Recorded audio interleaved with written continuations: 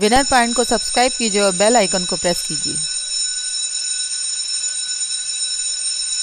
Hello everyone, welcome back to Winner Point Education. मैं अमिता त्रिपाठी, आपकी हिंदी शिक्षिका। आज मैं आपके लिए गद्य संकलन से एसएससी बोर्ड का पार्ट 5 लेकर आई हूँ, जिसका शीर्षक है आउटसाइडर। आउटसाइडर के लेखक हैं मालती जोशी। आज मैं आउटसाइडर का सारांश आपको बताऊंगी। तो सारांश बताने से पहले मैं आपसे यही कहना चाहती हूँ कि यदि आप मेरे चैनल पर बिल्कुल नए जुड़े हैं तो तुरंत सब्सक्राइब कीजिए, लाइक कीजिए और ऑल नोटिफिकेशन ऑन करके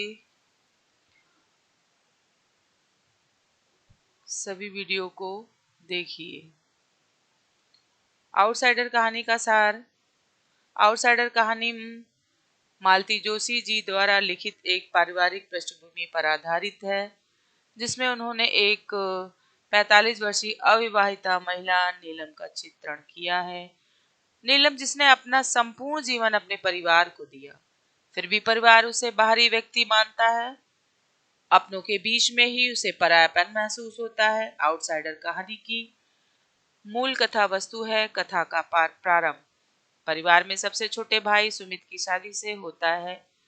सुमित की शादी में पूरा परिवार एकत्रित हुआ है। सुमित का हनीमून के लिए बाहर रवाना होने पर घर में सभी लोग ड्राइंग रूम में नीलम से बैठने की जिद करते हैं। इसी बैठक में सुदीप नीलम से विवाह करने को कहता है।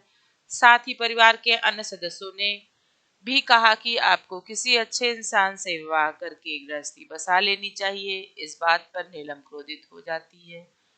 उसे यह बात बुरी लगती है। दामाद और बहुएं भी वहीं बैठी हैं, उनके सामने इस तरह की बात नहीं करनी चाहिए, ऐसा वो सबके समक्ष प्रस्तुत करती है। लेकिन पूनम के पति नरेश भी शादी के लिए अनुरोध करते हैं, तो नीलम ने अधिक उम्र हो जाने के कारण विवाह न करने का कारण बताकर बात को चुप किया, बात को टाला। दूसरे दिन भाई बहनों ने नीलम के सामने प्रस्ताव की एक बड़ी चौड़ी लंबी लिस्ट थमा दी और सभी नीलम की प्रतिक्रिया जानने को उत्सुक हो गए कि नीलम शादी करना चाहती है या नहीं। तो नीलम ने लखनऊ वाले के प्रस्ताव के बारे में कहा कि मुझे शादी के तुरंत बाद नानी बनने का कोई शौक नहीं है।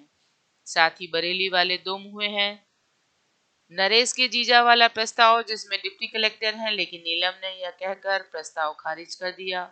उनकी लड़की ने पिता के शादी करने पर आत्महत्या करने की धमकी दी।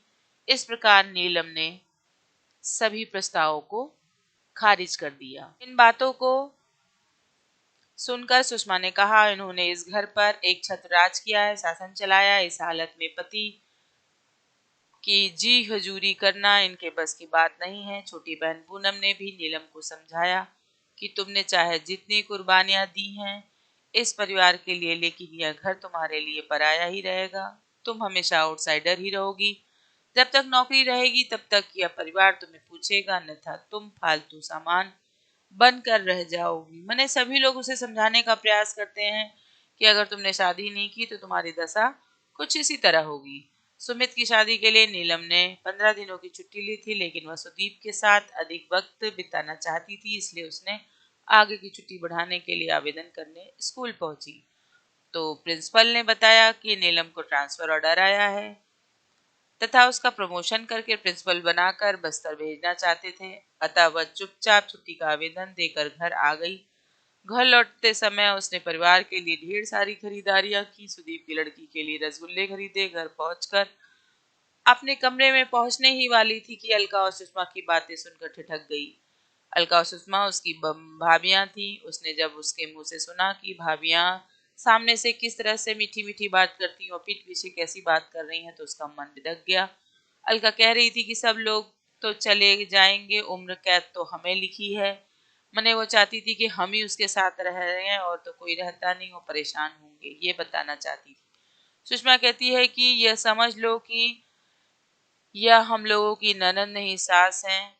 शाम के समय खाने के मेज पर जब परिवार के सभी सदस्य खाने के मेज पर एकत्रित हुए तो नीलम ने घोषणा की कि मैं प्रमोशन की मिठाई तुम लोग को खिला रही हूँ, मैं प्रिंसिपल बनकर बस्तर जा रही हूँ। इस बात पर परिवार के सभी सदस्य खुश हो गए। उन्होंने प्रतिरोध नहीं किया। इस प्रकार नीलम को इस बात का एहसास अंततः हो ही गया कि वह परिवार के लिए मात्र एक आउटसाइडर ही है।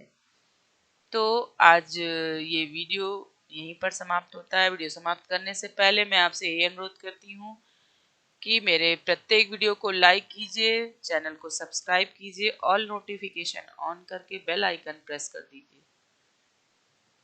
अगले वीडियो में मैं पुनः मिलूंगी, तब तक के लिए धन्यवाद।